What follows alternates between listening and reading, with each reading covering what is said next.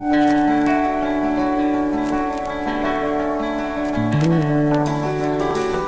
טוב שבאת הביתה, כמה טוב לראות אותך שוב. Ils ont relevé le défi de l'Alia. Studio Kalita vous raconte leur histoire.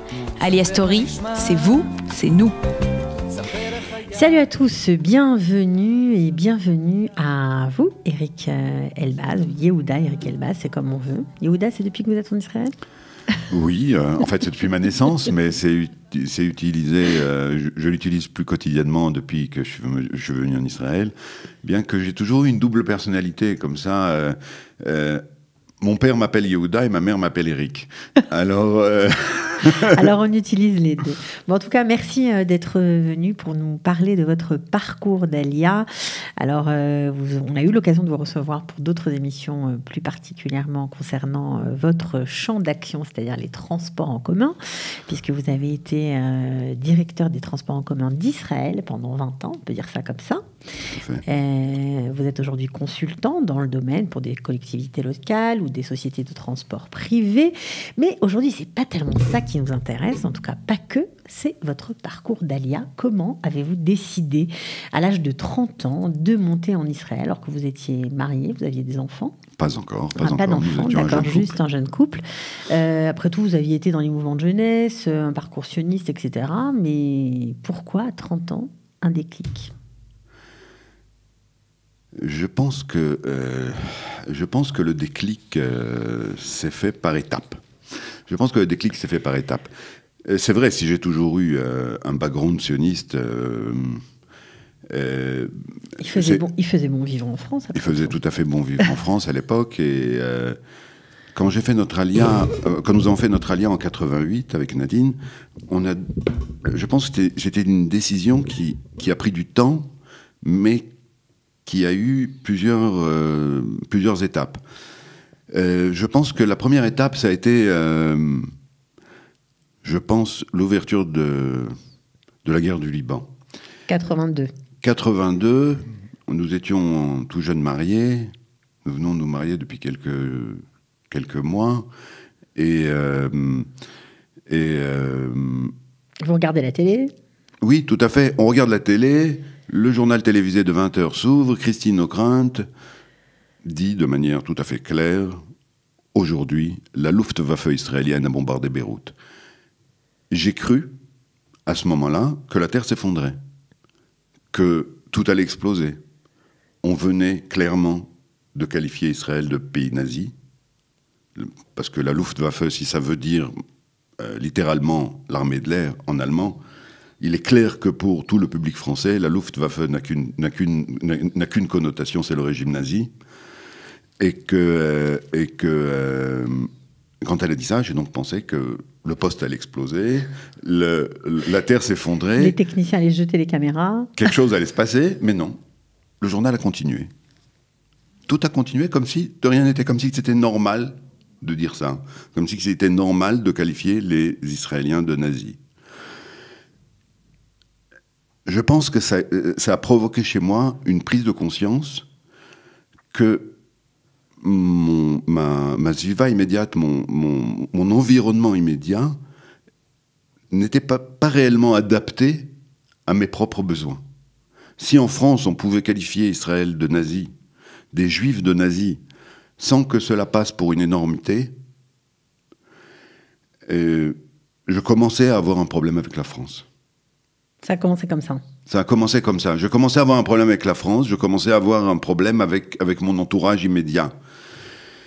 Je pense que le deuxième événement, encore une fois un petit déclic de rien du tout, qui m'a fait plus longuement réfléchir, ça a été un ami d'enfance, un ami avec qui j'avais fait mes études, avec qui je travaillais, un ami auquel j'étais venu rendre visite un jour au travail, pour déjeuner avec lui, et puis après déjeuner, il m'a dit « Bon, allez, viens, je te raccompagne à ta voiture ». Il me raccompagne à ma voiture, et il jette un coup d'œil sur le siège arrière, et il me dit « Tiens, tu te balades avec le Talmud dans ta voiture, maintenant ?» Et en effet, j'avais une Gemara sur le siège arrière. Alors, je lui dis « Oh, ben, ça m'épate, ça. Comment tu as su que c'était le Talmud ?» Ben, il me regarde, et il me dit « Ben, dans la voiture d'un juif, qu'est-ce que tu veux qu'il y ait ?» Il pensait pas à mal. Ils pensaient pas mal. Mais vous l'avez mal pris. Non, c'est pas que je l'ai mal pris, mais j'ai compris. Qu'il y avait une différence. J'ai compris que malgré qu'on soit amis, malgré qu'on ait fait nos études ensemble, malgré qu'on travaille ensemble, malgré tout ce qui nous liait, ils continuaient à me voir principalement comme un juif. Et donc, je pense que cette prise de conscience a fait un chemin chez nous. Bon, chez Nadine, c'était déjà plus profond, parce qu'elle avait déjà fait une première alia en tant qu'étudiante. Elle était revenue en France pour notre mariage. Et donc... Elle, c'était plus clair, vous, moins. Bon, il faut dire que vous travaillez, vous aviez un bon poste, vous travaillez dans les secteurs privés, vous organisiez des déménagements industriels, vous aviez un responsable logistique, on va dire ça comme ça. Tout à fait.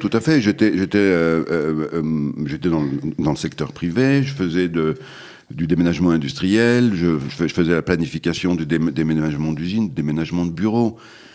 On était bien en France. Matériellement, affectivement, on était très bien. Mais quelque part, tu prends conscience que ta place est ailleurs. Tu veux vivre dans ton pays. Tu veux vivre dans un pays où tu sois à ta place, où tu te sentes partie intégrante de la terre et de la société.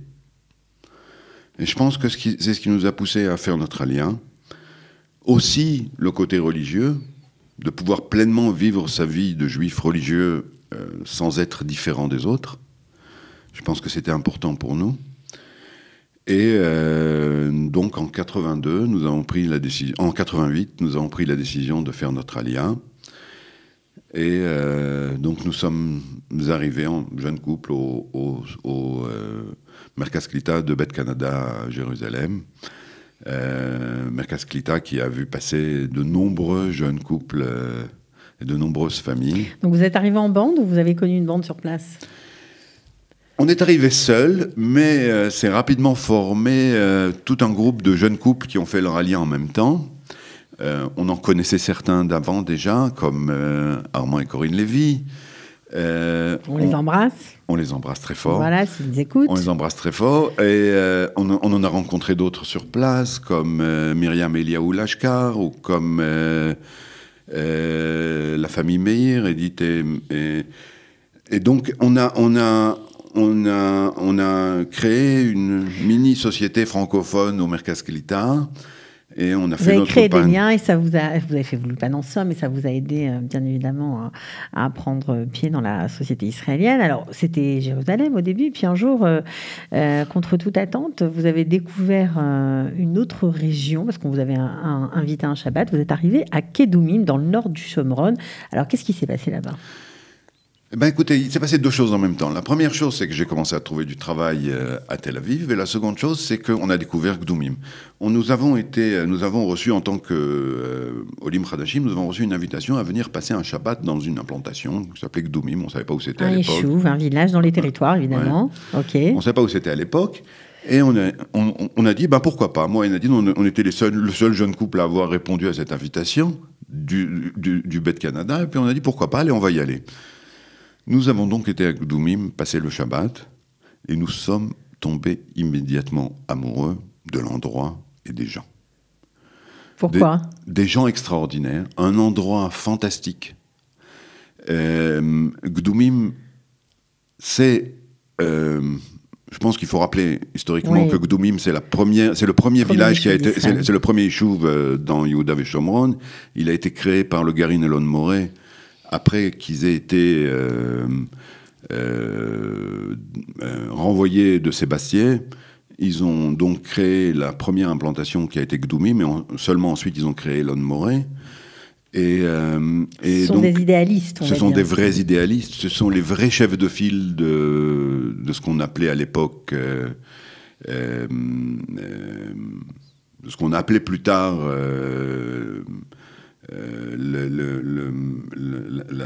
la droite dure israélienne.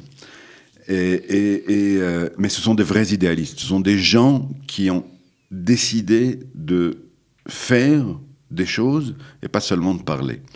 Et Kedoumim nous a conquis immédiatement, aussi bien par ces gens qui nous ont accueillis à bras ouverts que par cet endroit magnifique, vraiment magnifique. Dans le nord du Chomron, on est en Suisse, on est dans dans la Haute-Provence, on est au vert, c'est un endroit fantastique. C'est un endroit fantastique où on ne peut que rêver d'y être. Donc c'est ce que vous avez fait puisque vous avez construit votre maison là-bas. Tout à fait, on a décidé de s'y installer. On a décidé tout de suite de s'y installer. Nous avons vécu pendant 4 ans dans une Ashkoubit, c'est une mini caravane en dur. Et nous avons construit notre maison à Gdoumim. Et ce n'est que plus tard où on a décidé de se rapprocher de Jérusalem. À partir du moment où j'ai été muté sur Jérusalem, il devenait difficile de faire 1h30 aller le matin, 1h30 retour le soir. Vous avez trouvé facilement du travail, parce que là on a parlé du côté intime de votre vie, la maison, la famille, mais est-ce que le travail ça a été facile pour vous? Qu'est-ce qui vous a aidé à bosser dans votre domaine d'activité? C'est quand même un challenge réussi. Je pense que ce qui m'a aidé, c'est l'ouverture d'esprit. C'est que j'ai décidé d'être israélien. J'ai décidé de m'intégrer. Et quand on prend cette décision, on agit en conséquence. Qu'est-ce qui s'est passé? Un jour, tout simplement, vraiment par hasard, comme beaucoup de choses, la vie est faite de hasard. Après avoir fait l'Ulpan de manière très sérieuse et avoir fait vos devoirs tous les soirs. Exactement. J'ai donc, lors d'une rencontre absolument fortuite avec un Français qui avait travaillé au ministère du Transport, je lui ai dit, tiens, ça m'intéresse, ministère du Transport, moi je suis dans la branche de transport, raconte-moi un petit peu. Il me raconte qu'il a travaillé quelque temps au ministère du Transport. Ben, je lui ai dit, écoute, moi je voudrais bien prendre contact avec le ministère du Transport, justement pour avoir une idée sur la branche transport en Israël, pour avoir une meilleure connaissance. Est-ce qu'il existe des documents, est-ce qu'il existe des études qui ont été faites avec le domaine du transport, une présentation succincte du monde du transport en Israël. Il me dit, écoute, je ne sais pas s'il existe de tels documents, mais je peux te mettre en contact avec le service de planification économique du ministère. Essaye de prendre contact avec eux, tu vas pouvoir peut-être avoir des renseignements. Il m'a donc donné un numéro de téléphone, un nom. Si j'avais su qui c'était, j'aurais jamais appelé, j'aurais jamais osé appeler. C'était le directeur des services économiques, le directeur du service de la planification économique du ministère des Transports en Israël. Il m'a donc donné son numéro de téléphone direct. J'appelle le monsieur et je lui explique que je cherche des renseignements. Il me dit, très bien monsieur, mais si vous cherchez des renseignements, peut-être vous auriez pu appeler un de mes employés, peut-être vous... Mais je lui explique que je connais que lui et qu'on m'a donné son numéro de téléphone. Il me dit, écoutez monsieur, je vous propose une chose. Rencontrez un de mes adjoints et puis on en reparlera après. Il m'a donc adressé à un de ses adjoints avec qui j'ai eu une rencontre tout à fait extraordinaire, qui s'appelle Avi Yerushalmi. Et il m'a accueilli pour un entretien d'une demi-heure. Nous sommes restés 2 heures ensemble. Et au bout de 2 heures... en hébreu, bien sûr. Oui, en hébreu. Ce monsieur m'a dit, écoute... Oui, d'ailleurs, il avait fait venir un francophone du ministère pour vous aider. Pour m'aider, mais il n'y en a pas eu besoin. Il m'a dit, écoute... Il y a une chose qui est sûre, c'est qu'on a besoin de jeunes hommes comme toi au ministère. Je te propose de ne pas chercher du travail ailleurs. Ne commence pas, surtout pas dans le privé, surtout pas... Je vais commencer à chercher du travail au ministère. C'est incroyable. Ça n'arrive qu'ici. Oui, ça n'arrive qu'ici. Et donc moi, qui n'imaginais absolument pas faire une carrière dans le service public, qui venait du privé, je me suis dit, pourquoi pas ? Je suis venu en Israël à 30 ans, je n'ai pas fait mon armée, je n'ai rien donné au pays. Pourquoi je ne rentrerais pas dans le service public ? Et donc, quelques jours plus tard, ça a pris quelques semaines, et on m'a proposé un poste de sous-fifre. C'était pas grave. C'était pas grave, d'aide employée dans les transports en commun. Sur le champ, j'ai dit j'accepte. J'accepte, n'importe quoi, j'accepte. Très mal payé, évidemment. Très, très mal payé. Peut-être le quart ou le 5e de ce que je pensais pouvoir gagner. Mais je me suis dit, ça n'a aucune importance. Ça n'a aucune importance. Je veux m'intégrer. je veux être israélien. Et donc, j'ai commencé à travailler au ministère, en même temps que nous sommes passés à Gdoumim, et je pense... très rapidement, j'ai gravi les échelons au ministère, j'ai décidé que c'était un endroit extraordinaire. Comme on dit en Israël, quand vous voulez vraiment, the sky is the limit. Il n'y a pas de réellement de plafond de verre en Israël, surtout pas pour les Olim Chadashim. On est prêt à les accepter tels qu'ils sont. Si eux-mêmes ils décident d'être acceptés. Je pense, et je le dis souvent, que Israël c'est un miroir. Si on lui sourit, il vous sourit. Si on lui fait la grimace, il va vous faire la grimace. Donc, souriez-lui. Il y a des gens qui ont dit ça, qui pensent que c'est un peu simpliste. Non, c'est pas simpliste. C'est la réalité des choses. C'est la réalité des choses. En tout cas, c'est mon expérience. Et j'ai gravi les échelons au sein du ministère. J'ai rempli un bon nombre de fonctions. Mais je pense qu'il n'y a qu'en Israël où on m'aurait donné, moi, jeune homme avec une simple licence, où on m'aurait donné la possibilité de faire une carrière de haut fonctionnaire sans avoir fait l'ENA. Je pense que mes collègues en France ou dans tout autre ministère à l'étranger sont obligatoirement des énarques, ont obligatoirement fait un autre cursus. Ça a été aussi une chance professionnelle pour vous, tout à fait. Vous n'auriez pas eu la même carrière en France? Je n'aurais sans aucun doute jamais eu une carrière en France, surtout pas dans le public où il faut faire partie d'une caste. Ouais. Ici, il n'y a pas de caste. Ici, il n'y a pas de caste, non. La société israélienne est complètement ouverte. Et donc bien sûr, j'ai continué mes études en Israël, j'ai repassé une licence de sciences politiques, j'ai fait une maîtrise de public policy, je me suis spécialisé dans le service public, oui, dans mon domaine. Appuyé bien sûr par votre ministère qui vous encourageait dans cette voie-là. Tout à fait, mais dans la pratique, j'ai découvert plusieurs choses en Israël. Un, c'est que quand on veut un peu, on peut, et de deux, tout est possible en Israël. Y compris les choses que vous n'imaginez pas au début. On va passer l'émission en boucle tous les matins pour se donner la pêche. Avec plaisir. Et y compris les choses qu'on n'imaginait pas au début. J'aurais jamais imaginé faire une carrière de fonctionnaire, j'aurais jamais imaginé devenir haut fonctionnaire, j'aurais jamais imaginé autant aimer le service public. Ça a été pour moi une des grandes découvertes de ma vie. Travailler pour le drapeau. Travailler pour l'État, représenter l'État.